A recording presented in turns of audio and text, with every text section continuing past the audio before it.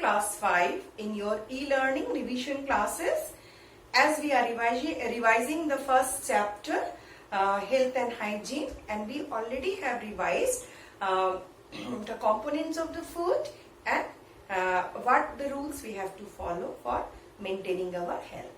And yesterday we have just revised how we can keep our food materials and how we have to keep them or store them in the safe manner.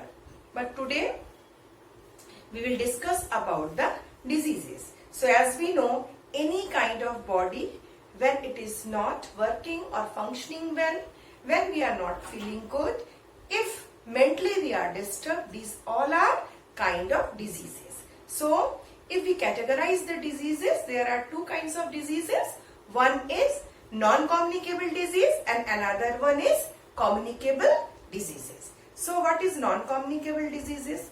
Non-communicable disease means when the disease is not spreading by any microbe or from any contaminated water, contaminated air, through some person, through some animal, insects, but it is coming to you due to the lack of the nutrients or by some other source. So sometimes we are having our food, but this food is not sufficient or it is not a balanced diet. So we have, or the person maybe suffer from some kind of lacking of nutrients. So lacking of nutrients also make the body diseased. This is due to the lack of the nutrients. So this is a non-communicable disease.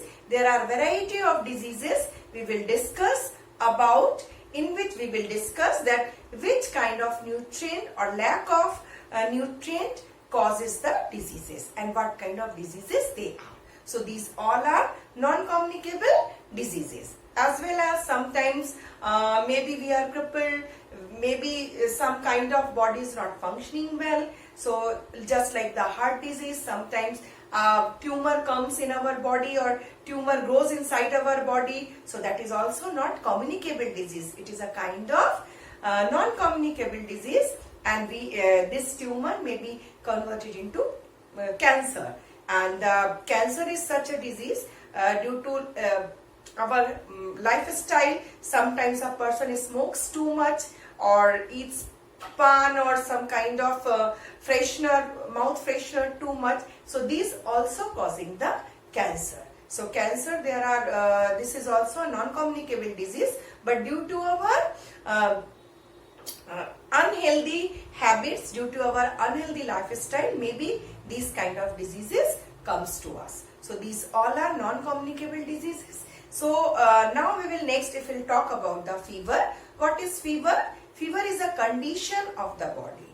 That means when some kind of germs or some kind of foreign particle comes inside our body and our body deny to accept it. So that time inside our body, as we know, there are some substances called antibodies.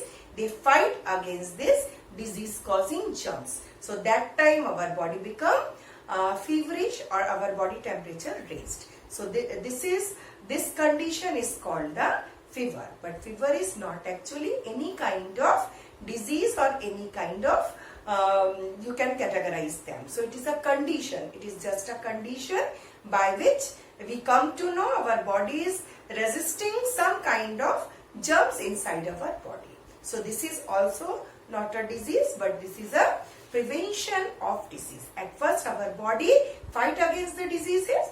When it becomes not successful to restrict that disease causing germs or this type of foreign particle inside our body, after that our body will show the symptoms of the disease. If we have the enough immunity against the diseases, if we are strong enough to resist this type of disease causing germs inside our body, we can fight with them. That time there will be not any kind of diseases can come to us. So first of all, we have to make our body strong and immune. So how we can make our body strong enough? By exercising and by taking proper food that is the balanced diet, in which all kinds of foods should be there in our meal. So we will get all sorts of nutrients inside our body, and our body will not become lack of any kind of nutrient, and that will make our body too much strong, and we will enough strong to fight against the diseases. So another category we'll see. This one was the category of the diseases which we know that they are non-communicable diseases. And what about the communicable diseases? Communicable diseases are always spread through the disease causing germs, or you can say through the germs which causes the diseases. And if once this kind of disease comes to us, it comes to us through some agent. Maybe it is air, maybe it is water, contaminated water or food, or maybe it comes from some direct contact. So these all are the agents which are responsible for communicating the diseases which are called communicable diseases. So these two categories of diseases we will discuss further in our next videos. And till that, stay at your home, free from the diseases. Take